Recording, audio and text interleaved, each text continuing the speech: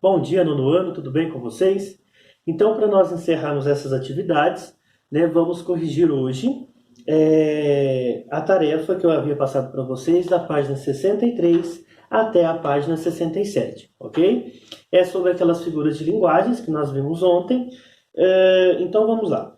Número 1. Que figura de linguagem há no trecho destacado em até onde a vista alcança num semicírculo imenso, há montes de água estrondando nesse cantochão, árvores tremendo. Justifique sua resposta.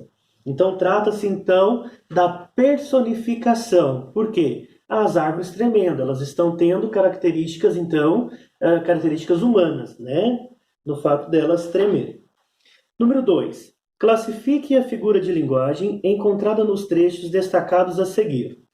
Então, letra A. E na terra em que pisamos juntos ao abismo, a cara molhada, os pequenos bichos do mato se movem num perpétuo susto.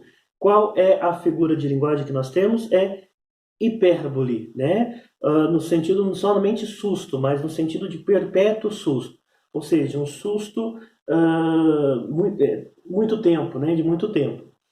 Do lado argentino, uma longa ponte sobre os saltos e um sábio caminho entre a floresta. Então, personificação, né? Como se o caminho tivesse uma sabedoria, né? Características humanas. Como se tivesse medo de ser tragado pela respiração do monstro de água vibrando no ar.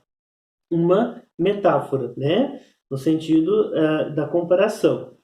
As borboletas invadem os caminhos e as picadas, como flores tontas caídas da floresta sobre os caminhos úmidos, né? Então seria comparação no sentido como, né? Como flores tontas e ao mesmo tempo uma personificação no sentido das flores terem tontura, né? Uma característica humana.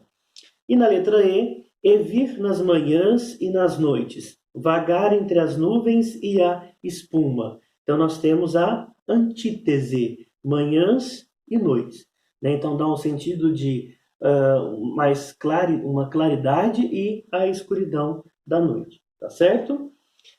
Então, continuando, nós temos aí na página 66, depois daqueles todos os textos, nós temos no guia, há a apresentação das características do parque do lado brasileiro e no lado argentino. Segundo as afirmações lidas, em qual lado a força das águas é mais potente?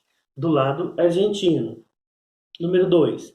Em qual lado há mais oportunidade de tirar fotos? No lado brasileiro, né? 3. Em qual lado está situada a garganta do diabo? Nos dois lados. 4. O item visitas guiadas apresenta que tipo de serviço? Explique. Então, trata-se, na verdade, de uma apresentação, né, de visitas com pessoas especializadas, né, que são contratadas por meio de empresas que prestam serviços turísticos, né, aos visitantes do parque. Então, facilita o acesso das pessoas no parque, né?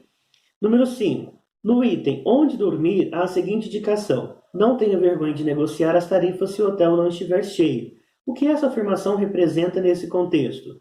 Né? O autor do guia está comentando a respeito dos preços dos hotéis da região. Né? Quando essa dica sugere que, diante de pouco movimento, a possibilidade de conseguir um desconto, um preço mais acessível, é muito maior. Né? Número 6. Na última sessão lida, Parque Nacional do Iguaçu, Brasil, que tipo de informação é transmitida? E pede para você explicar a resposta. Então, nessa sessão, né, na sessão Parque Nacional do Iguaçu, são veiculadas informações bem específicas dos atrativos e das possibilidades de turismo do lado brasileiro do parque.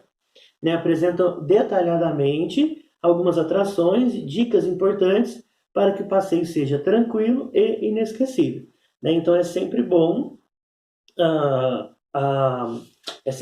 dicas, né, de pessoas que já têm conhecimento, né, que ajuda a economizar tempo, dinheiro, né? Então, se você pretende visitar algum lugar, né, já faça uma pesquisa do que você possa visitar, do que possa ser mais barato, de dias, de horários, né? E às vezes sempre uma visita guiada, você tem uma tendência a economizar o tempo, né?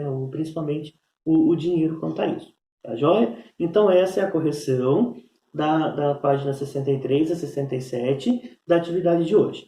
Na semana que vem teremos o nosso trabalho avaliativo, tá joia? Então um grande abraço e até semana que vem.